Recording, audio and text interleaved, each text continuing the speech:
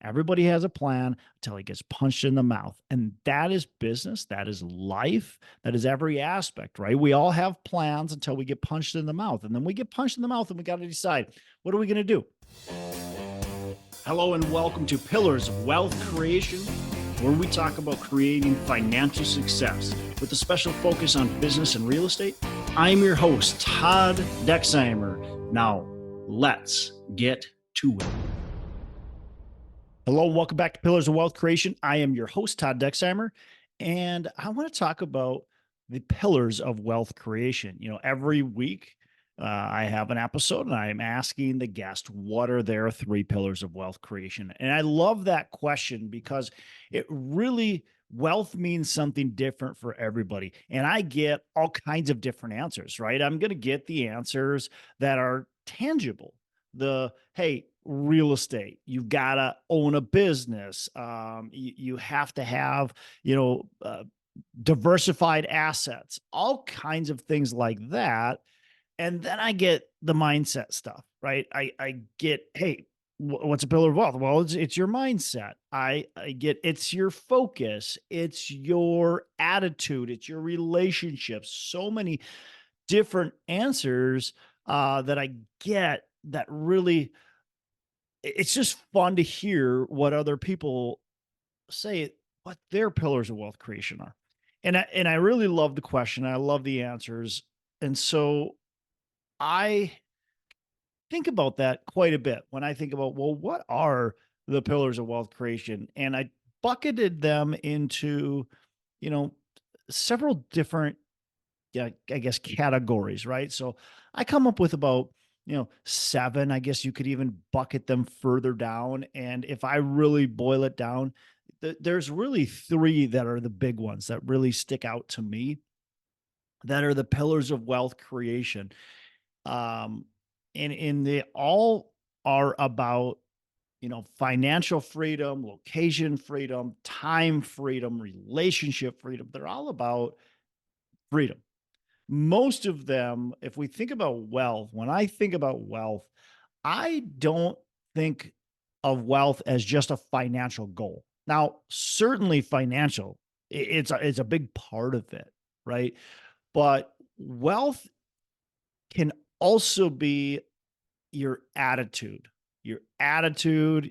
of gratitude, with it, that we remind ourselves to count like our blessings, to be saying, hey, I have been given so much.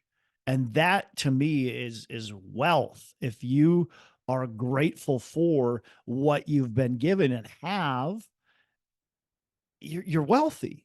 And to me, when I look, I tell my wife all the time, I say, you're beautiful. And when I tell her she's beautiful, I don't mean she's beautiful on the outside. She's pretty. She is, right? I think she's gorgeous. But I also think she's got a beautiful spirit. She's got a beautiful personality. She's got a beautiful smile, right? All those things. It's the whole package. And that's what I think about wealth. I think about wealth as being, look, I'm financially wealthy, but I also want to be spiritually wealthy, right? My faith. I also want to be relationship wealthy. I want to have good, strong bonds and relationships. I want to be health wealthy. Look, I want to feed myself good food and I want to exercise and be fit, right? So I think of wealth as kind of the whole combination, the whole package of everything put together. So I'm going to run through my pillars of wealth. I'm going to first bucket them into the three, and then I'll break those out. And again, I really have what I would say is more like seven. And you could probably say, well, look, man, you've got like 15 of them in there. But first thing is education. Second thing is your action, taking action. So with education, that's great. But you have to then take action to get results. And then the third thing is the relationships. We have to have good, strong relationships. So let's break it down. So first of all, education. Look, you have to have education in the look in the craft you're trying to learn. That's really important. So I'm a real estate investor, right? I focus on multifamily. So first and foremost, I just want to learn the basics, the 101 of real estate investing. Second thing, I want to learn the basics in the 101 of apartments, and then I really want to dive in deep to understanding all the little nuances that go into it. And then I want to become really, really good at what I'm going to focus on. So I can't focus on everything within that. So I have to figure out where I'm going to be the biggest expert on. Okay. So for me, it's the construction aspect of real estate investing, and how do we be efficient and effective in that manner. But I have to be good and knowledgeable about everything. But then beyond just my craft, I need to be very educated in my mindset. I have to make sure I'm always learning about how do I improve my mindset. I've got to learn about business. So reading books like the E Myth to figure out the Who Not How book, like figure out how to be better in business and how to improve ourselves that way versus just focusing on the tangible, like nuts and bolts of real estate. And that's a big part of where I try to push the podcast to. And sometimes I think we do a good job, and other times we talk too nuts and bolts. But that's okay. It's a healthy mix, maybe. But I want to make sure that people understand, like, look, if you're going to be a real estate investor, you're running a business, and we have to treat it like a business. And no matter what you do, treat it like a business and figure out how to learn that business to be able to grow, and to be able to create something bigger. And look, if we're talking business here, but if we're talking faith, the same thing could be said with our faith. Look, we want to be reading, books about it. We want to be listening to podcasts about it. We want to learn how to learn. I think that's a big part too, is in your education, learn how to learn.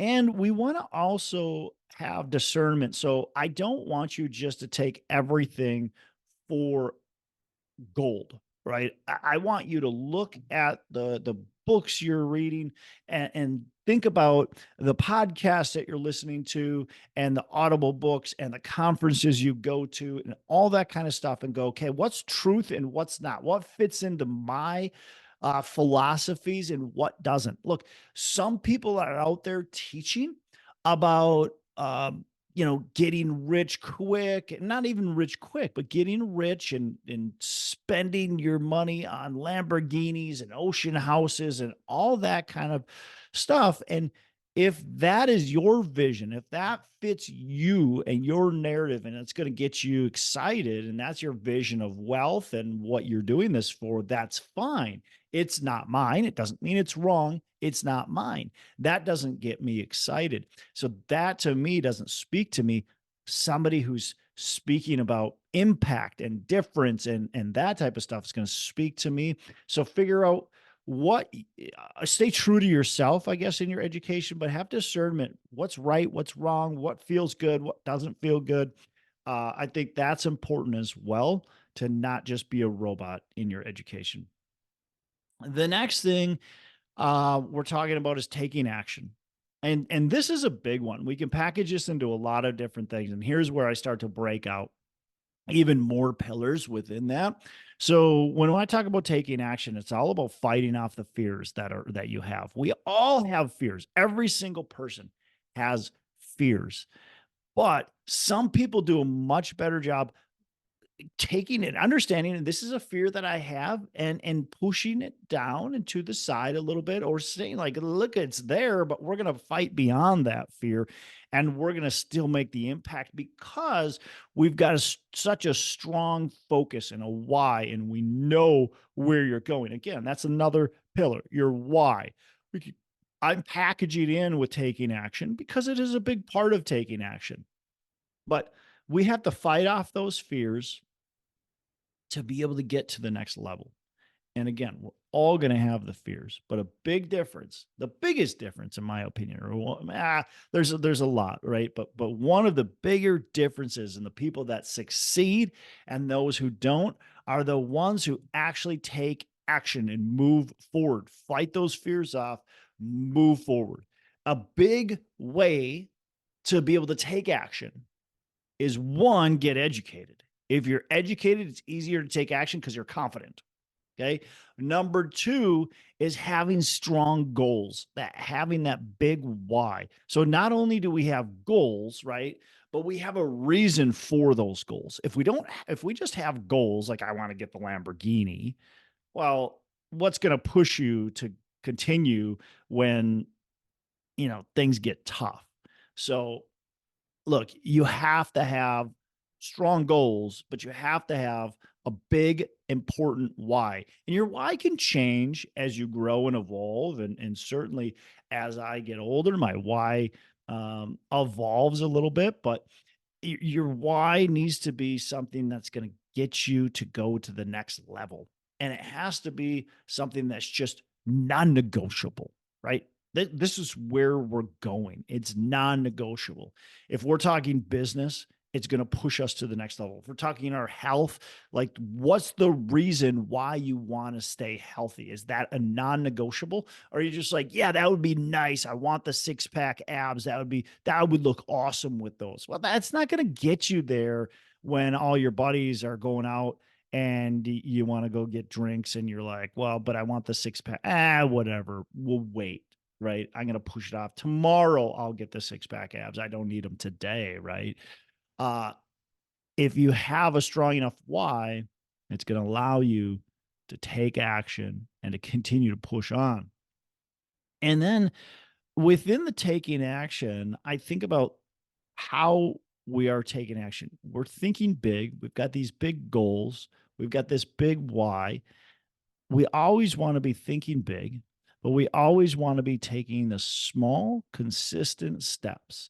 This process is about consistency and persistence. You're going to get knocked down. You've got to figure out how to get back up. My favorite quote is by the great philosopher Mike Tyson. Everybody has a plan until he gets punched in the mouth. And that is business. That is life. That is every aspect, right? We all have plans until we get punched in the mouth. And then we get punched in the mouth and we got to decide, what are we going to do? Right? Are we just going to grab a towel, hold our mouth, stop the bleeding, and go sit on the couch? Or are we going to get back up, wipe the blood off, and we're going to continue to fight? And that's what you have to determine what you're going to do. How are you going to move forward? Everybody is going to go through failures in life. Everybody's going to go through bad experiences in life. And it's how you react to those that are just going to determine your future and your happiness and your level of wealth and where you move forward and grow. So, do I want to get kicked in the in the mouth? Do I want to get punched in the mouth? No. Is it going to happen? Yes. And it's how I react that's going to determine my future results and outcomes. And so again, it goes back to that why, though, is if you have a strong enough why, you're going to want to push on. You're going to have times where you're like, man, is this really worth it? Is this what I signed up for? I could just take it easy. Look, is that going to get you where you want to go? Are you going to be fulfilled doing that? I think no. Okay. Um, the next, let's talk relationships. Okay. So relationships are one of the biggest. Taking action is huge. Education is huge. Those two are huge. And relationships, I think, is one of the most difficult ones. And it can be maybe the easiest for certain people, but I think a lot of people relationships are really difficult. It's, if you're like me, you grew up middle class, and you just, that's who you're around. Bless my parents. They're amazing people. I love them dearly, but they don't have the mindset of, a multi-millionaire or billionaire and going out and taking risks and building businesses and things like that. They don't. And so not they're not bad people. And I want a relationship, of course, with my parents, or with my brothers and sisters, and with a lot of people that I grew up with. I'm still good with those relationships. I'm not of the mindset that we need to ditch our old relationships and just have new relationships that are, you know, surrounding ourselves with these, you know, five people that are super successful. I think that's amazing. I think you should, but I don't think you need to abandon your old relationships for that. So I'm not of that mindset. It's up to you how you want to move forward, but relationships are key. And when I first started in this business, I knew nobody that was successful. Okay. And successful in the terms of where I wanted to go. Okay. Difference in success, right? Difference in, again, in wealth. People, I knew people that were successful in their own ways, but not where I wanted to take myself, right? I didn't know people that owned their own business, that were doing big things. I just didn't know those types of people. I knew nobody in real estate. And so I had to figure out who my mentors were. And my mentors in the first phase of my life all came from books. They just did. They all came from books. I'm reading books by Robert Kiyosaki, by David Lindahl, by, you name it, Napoleon Hill. I'm reading all these real estate books, Ken McElroy, and all these mindset books, Dale Carnegie, Napoleon Hill, and then I'm reading these business books, and these are my mentors. These are the people that I'm like, these guys know what they're talking about, guys and gals. They got it going on, and they got it figured out, and they were my mentors.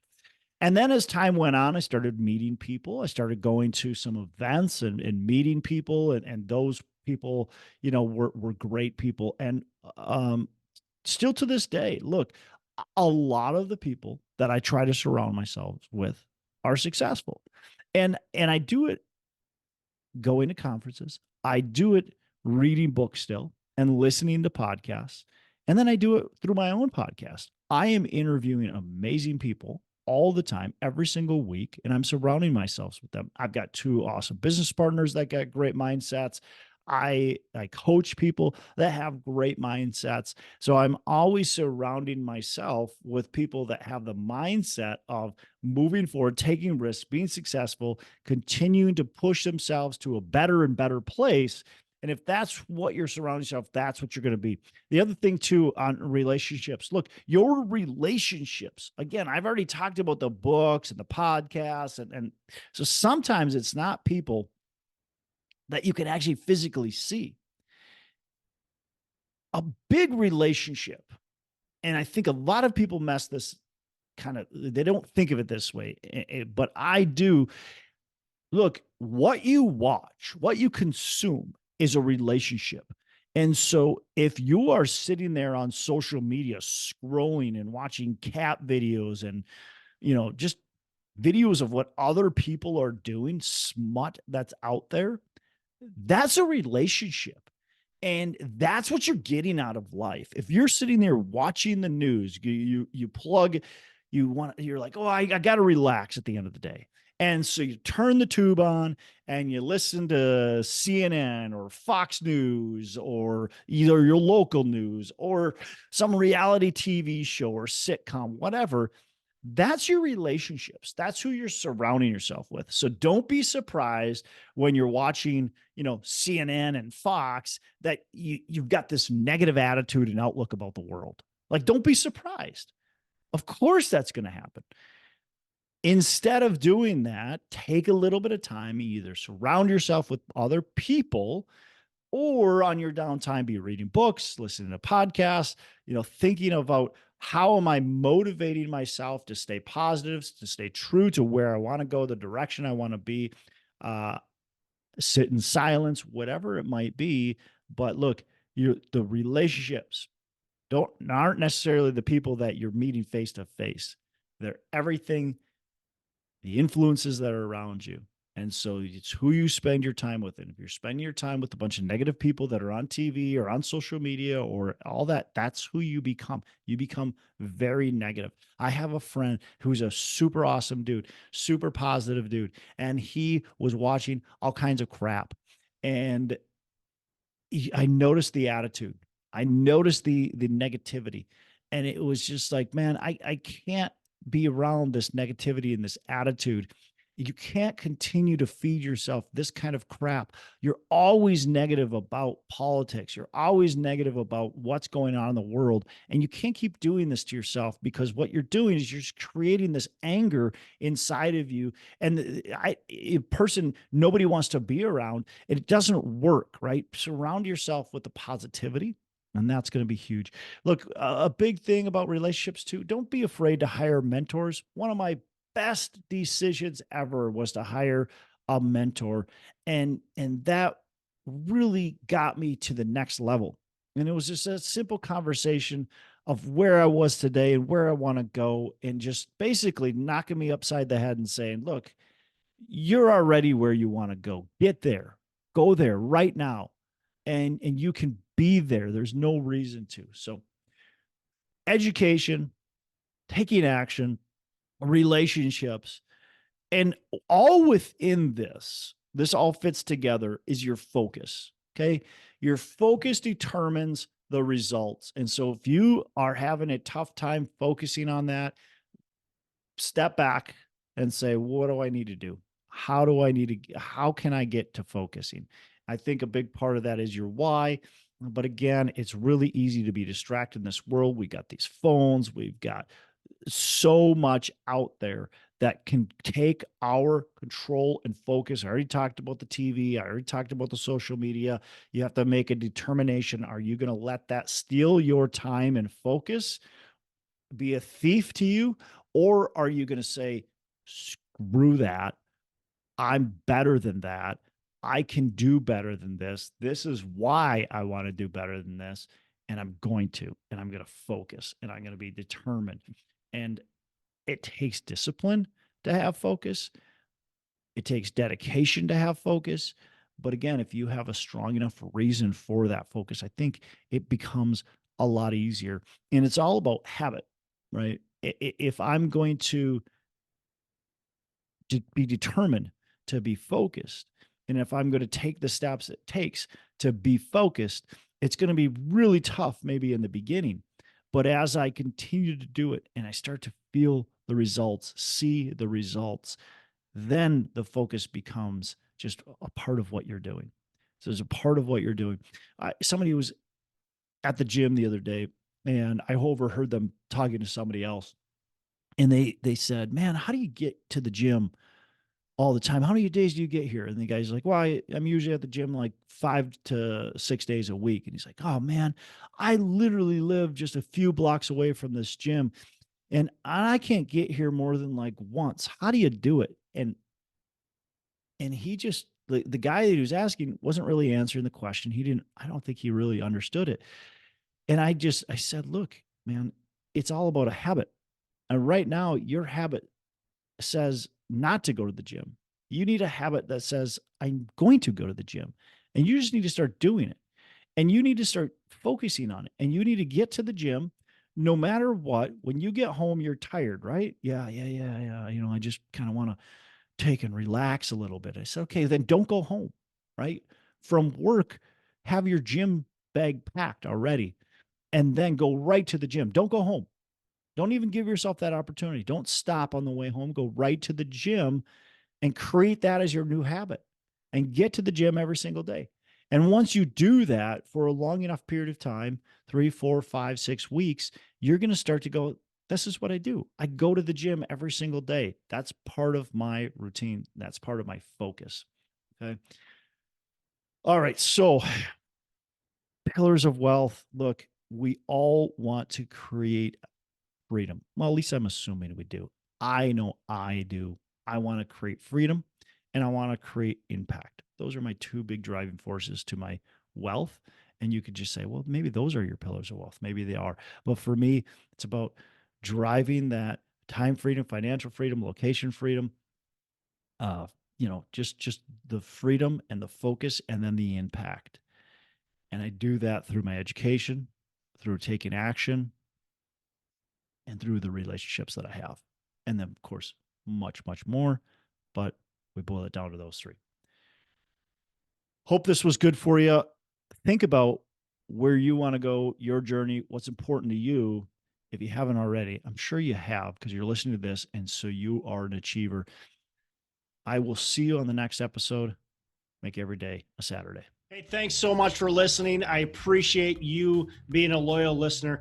I would love to have you go on to our Facebook page and subscribe, give us a thumbs up, go on to iTunes or wherever you listen and give us a rating and review. Don't forget to subscribe. Your rating and review just helps us push this out to more and more people and continue to grow our audience and hopefully positively affect a ton of people out there that really need this and want this. So the other thing I've got for you is a free ebook on my website. So go on to venturedproperties.com, and download our free ebook on real estate and on syndication. And I've got some data points in there, some really good stuff for you. So I'd love to have you take a look at that. It's free. I'm not expecting anything from it. And also, look, if you want some help in multifamily, want some help learning, growing, getting your business off the ground, I would love to talk to you about what it would look like to work with me potentially and see if that's a good fit. So you can go to coachwithdex.com and check that out, and we can definitely have a call. Thanks a lot for listening. You make it a fantastic rest of the day. I'll catch you on the next episode.